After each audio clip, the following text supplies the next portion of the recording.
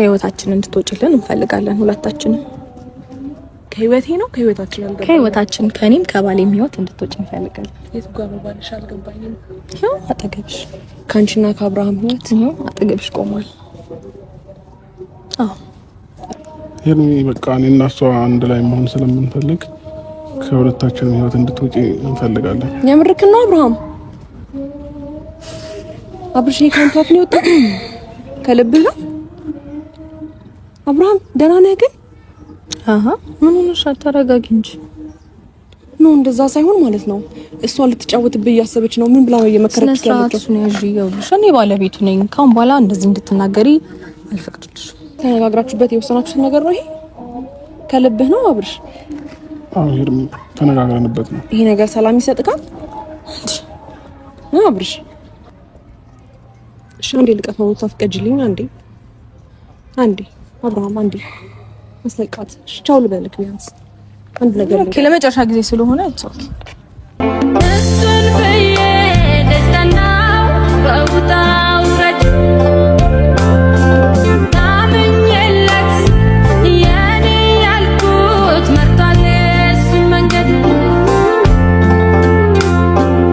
እያሰብኩት ችያልችልም ሌላ ሰው መልመድ ፍቅሩን በልቤ ሄርሜላ ዛሬም በአደባባይ የሰው ባል ልትነጥቅ እንደሆነ አብርሃምን እያሻሸች የኔ ውድ የኔ ምናምን ስትለው፣ ሩታ ግን ከህይወታችን ካሁን በኋላ ውጭሌ ስትላት መርዶ ነው የሆነባት ሄርሜላ ማለት ነው።